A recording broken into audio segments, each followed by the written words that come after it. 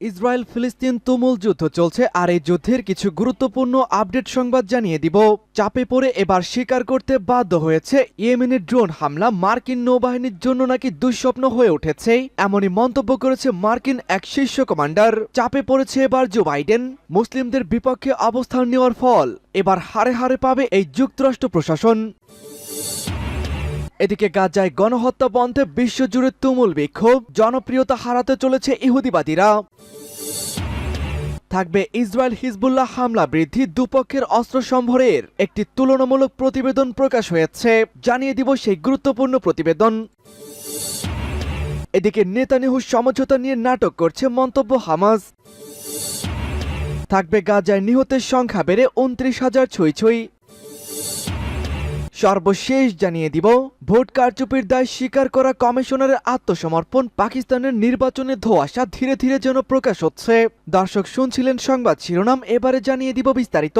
তার আগে আমাদের ভিডিওটিতে একটি লাইক দিন এবং চ্যানেলটি সাবস্ক্রাইব করে পরবর্তী আপডেট সংবাদ সবার আগে পেতে আমাদের সাথেই জুড়ে থাকুন। খোদ মার্কিন কমান্ডারেরাই এবার স্বীকার করছেন ইয়েমেনের ড্রোনগুলো নাকি মার্কিন বাহিনীর জন্য দুঃস্বপ্ন হয়ে উঠেছে। মার্কিন সামরিক বাহিনীর একজন কমান্ডার বলেছেন, ইয়েমেনের সেনাবাহিনী পরিচালিত ও নিয়ন্ত্রিত ড্রোন লোহিত সাগর এবং পার্শ্ববর্তী পানিসীমায় অবস্থানরত মার্কিন বাহিনীর জন্য নতুন দুঃস্বপ্ন হয়ে উঠেছে। ইউএস ক্যারিয়ার স্ট্রাইক গ্রুপ 2 এর কমান্ডার রিয়ার অ্যাডাম মার্ক মিগুয়েজ বার্তা সংস্থা অ্যাসোসিয়েটেড প্রেস বা এপিকে বলেছেন, বোমা বোঝাই একটি ড্রোন খুব দ্রুত গতিতে ছুটে আসছে। এটি সবচেয়ে ভীতিকর পরিস্থিতির মধ্যে একটি। মিগুয়েজ বলেন, ইয়েমেনি ড্রোনগুলো মোকাবেলা করার জন্য আমেরিকার পর্যাপ্ত গোয়েন্দা তথ্য নেই এবং কিছু পরিস্থিতিতে ড্রোন হুমকি অত্যন্ত মারাত্মক হতে পারে। তিনি বলেন, আপনি যদি অত্যন্ত ক্ষিপ্রতার সাথে দৃশ্যপটে উপস্থিত হতে না পারেন, তবে এই ড্রোন খুব দ্রুত বিশ্রী রকমের ঘটনা ঘটিয়ে দিতে সক্ষম। ইয়েমেনের আঞ্চলিক পানিসীমায় মার্কিন বাহিনীর সাথেই হুতি আনসারুল্লাহ আন্দোলন সমর্থিত সামরিক বাহিনীর সংঘাত অব্যাহত রয়েছে এবং তার মধ্যে মার্কিন কমান্ডার এসব কথা বললেন। গাজায় গণহত্যা বন্ধে বিশ্বজুড়ে তুমুল বিক্ষোভ। গাজায় চলমান ইসরায়েলি গণহত্যা বন্ধের আহ্বান জানিয়ে বিশ্বজুড়ে বিক্ষোভ করা হয়েছে। দ্বিতীয় আন্তর্জাতিক সংহতি দিবসে লন্ডন থেকে আহ্বানের পর ১২০টিরও বেশি শহরে লাখ লাখ বিক্ষোভকারী জড়ো হয়েছেন। প্যালেস্টাইন ফ্রম ইন ব্রিটেন এক বিবৃতিতে জানিয়েছে, এই বিক্ষোভের লক্ষ্য হচ্ছে ইসরায়েলের গণহত্যা এবং জাতিগত নির্মূল প্রচেষ্টা বন্ধ করা। শনিবার Istanbul, Washington, Sydney, Dublin, Berlin, Paris, Vienna, Brussels এবং বাগদাদে বিক্ষোভটি অনুষ্ঠিত হয়। পিএবি এর ভাইস প্রেসিডেন্ট এবং এই আয়োজনের প্রতিনিধি আদনাত হামিদান বলেন, বিপুল ভোটদান গাজার জন্য টেকসই বৈশ্বিক সমর্থনের একটি প্রমাণ, যা অতিরিক্ত আগ্রহ হ্রাসে পাশ্চাত্যের প্রত্যাশা মোকাবেলা করে। তিনি বলেছেন, লন্ডন, গ্লাসগো, ম্যানচেস্টার, কার্ডিয়াফ এবং বিশ্বব্যাপী প্রধান শহরগুলোতে আমরা দখলদারিত্বের সংঘাতটি গণহত্যামূলক অপরাধগুলো বন্ধ করার লক্ষ্যে একটি শক্তিশালী আন্দোলন লক্ষ্য করি। এটি ইউগত জরিপ প্রকাশের মাত্রা কয়েকদিন পর স্পষ্ট যে ব্রিটেনের ৬৬% গাজায় যুদ্ধবিরতির পক্ষে। ব্রিটেনে ফিলিস্তিনের প্রতি সমর্থন ইসরায়েলের জন্য ১৬%-এর তুলনায় ২২% বেড়েছে। ইসরায়েল হিজবুল্লাহ হামলা বৃদ্ধি, দুই পক্ষের অস্ত্র সম্ভরের পক্ষে একটি বিবৃতি প্রকাশ করা হয়েছে। লেবাননের ইসলামী প্রতিরোধ আন্দোলন হিজবুল্লাহ ও ইসরায়েলি বাহিনীর মধ্যে চলতি সপ্তাহে আন্তঃসীমান্ত সংঘাত ধীরে ধীরে বৃদ্ধি পাওয়ায় তা ক্রমশ পুরোদমে যুদ্ধের রূপ নিতে পারে বলে আশঙ্কা করা হচ্ছে। বুধবার লেবানন থেকে নিক্ষিপ্ত একটি রকেট ইসরায়েলের উত্তরাঞ্চলীয় শহর সাফেদে আঘাত হানলে ২০ বছর বয়সী এক নারী সৈন্য নিহত ও অন্তত পক্ষে ৮ জন আহত হন। জবাবে ইসরায়েল বিমান হামলা চালিয়ে দক্ষিণ লেবাননে কমপক্ষে ১০ জনকে হত্যা করে। এদের মধ্যে একজন সিরীয় নারী ও তার ২ সন্তান সহ অন্য একটি পরিবারের ৪ জন সদস্য ছিল। বাকি ৩ জন ছিলেন হিজবুল্লাহ যোদ্ধা। এতে আরও ৯ জন আহত হয়েছেন।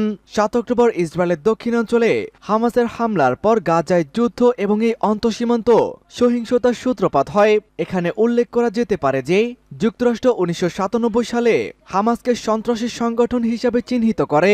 ইসরায়েল, মিশর, ইউরোপীয় ইউনিয়ন এবং জাপানও হামাসকে সশস্ত্র গোষ্ঠী হিসাবে বিবেচনা করে। হিজবুল্লাহ বুধবারের হামলার দায় স্বীকার করেনি, তবে গাজা যুদ্ধবিরতি না হওয়া পর্যন্ত হামলা চালিয়ে যাওয়ার ঘোষণা দিয়েছে। আরও উত্তেজনা বাড়ার আশঙ্কার প্রেক্ষিতে দুপক্ষের অস্ত্রাগারের তুলনামূলক আলোচনা করা হয়। নেতানিয়াহু সমঝোতা নিয়ে নাটক করছে মন্তব্য হামাসের। ইসরায়েলের প্রধানমন্ত্রী বেনিয়ামিন নেতানিয়াহু এখনো পর্যন্ত সমঝোতার নাটক সাজিয়ে গেম খেলেছেন বলে মন্তব্য করেছেন হামাসের কর্মকর্তা। রোববার কাতার ভিত্তিক সংবাদ মাধ্যম আল জাজিরার এক প্রতিবেদনে এ তথ্য জানানো হয়েছে। আল জাজিরা জানায়, ওসামা হামদান নামে হামাসের একজন সিনিয়র মুখপাত্র আল জাজিরাকে বলেছেন যে নেতানিয়াহু আলোচনার বিষয়ে এখন গেম খেলছেন। হামদান বৈরুত থেকে আল জাজিরাকে বলেছেন, অসম্মতির মূল বিষয় হলো নেতানিয়াহু এবং তার খেলা। তিনি চেষ্টা করেছেন কোনো ব্যবস্থা বা চুক্তি না করার। এটা পরিষ্কার তিনি সমঝোতার নাটক করছেন। হামদান পূর্ণ ব্যক্ত করেছেন যে হামাস প্রধান ইসমাইল হানিয়া শনিবার এক প্রতিবেদনে আলোচনার প্রতি তার ইতিবাচক অবস্থান এবং যুদ্ধবিরতির বিষয়ে ইচ্ছা প্রকাশ করেছেন। সূত্র আল জাজিরার। গাজায় নিহতের সংখ্যা বেড়ে 29,000 ছুঁই। দীর্ঘ 4 মাসেরও বেশি সময় ধরে ফিলিস্তিনের গাজা উপত্যকায় নির্বিচারে আগ্রাসন চালাচ্ছে ইহুদিবাদী ইসরায়েল। ইসরায়েলি বাহিনীর বর্বর হামলায় এই সময়ে অবরুদ্ধ এই ভূখণ্ডে প্রায় 29,000 ফিলিস্তিনি নিহত হয়েছে। গণমাধ্যমের প্রতিবেদনে বলা হয়েছে, মধ্য গাজার দেইর আল বালাহ এবং রাফা প্রান্তে ইসরায়েলি বাহিনীর হামলা চালানোয় এক রাতেই 10 ফিলিস্তিনি নিহত হয়েছে। এর আগে জাতিসংঘ জানিয়েছে, রাফায় ইসরায়েলি স্থল আগ্রাসনের ভয়ে ফিলিস্তিনিরা দেইর আল বালাহ শরণার্থী শিবির সহ মধ্য গাজার বিভিন্ন স্থানে পালিয়ে বেড়াচ্ছে। এদিকে গাজায় হামাস নিয়ন্ত্রিত স্বাস্থ্য মন্ত্রণালয় জানিয়েছে, ইসরায়েলি বাহিনী খান ইউনিসের নাসির হাসপাতালের বেশ কয়েকজন কর্মীকে গ্রেফতার করে নিয়ে গেছে। গাজার স্বাস্থ্য মন্ত্রণালয় জানিয়েছেন, গত 7 অক্টোবর ইসরায়েল এবং হামাসের মধ্যে সংঘাত শুরুর পর এখনো পর্যন্ত 28,858 জন ফিলিস্তিনি নিহত হয়েছে। আহত হয়েছে আরও 68,667 জন। সূত্র আল জাজিরা। ভোট কারচুপির দায় স্বীকার করা কমিশনারের আত্মসমর্পণ। পাকিস্তানের ভোট জালিয়াতি নিয়ে গতকাল বিস্ফোরক মন্তব্য করে পদত্যাগের পর রাওয়ালপিন্ডির কমিশনার লিয়াকত আলী চাট্টা পুলিশের কাছে আত্মসমর্পণ করেছেন। আজ সকালে আত্মসমর্পণ করেছেন তিনি। গ্রেফতারের পর পুলিশ তার কার্যালয় সিলগালা করে দিয়েছে। খবর পাকিস্তানি সংবাদ মাধ্যম ডনের। সূত্র জানিয়েছে, প্রমাণ বা নথি গোপন করার শঙ্কায় তার কার্যালয় সিলগালা করা হয়েছে। পুলিশ জানিয়েছে, লিয়াকত আলীর বিরুদ্ধে কোনো মামলা না থাকায় তাকে গ্রেফতার করা হয়নি। তবে গতকাল দায় স্বীকারের পর তাকে হেফাজতে নেওয়া হয়েছে। লিয়াকত আলীকে অজ্ঞাত স্থানে রাখা হয়েছে। জেলা প্রশাসনের একজন জ্যেষ্ঠ কর্মকর্তা বলেন, নির্বাচনী সরঞ্জাম রিটার্নিং কর্মকর্তা ভোটের সরঞ্জাম এবং গুরুত্বপূর্ণ নথিগুলোর নিরাপত্তা জোরদার করা হয়েছে।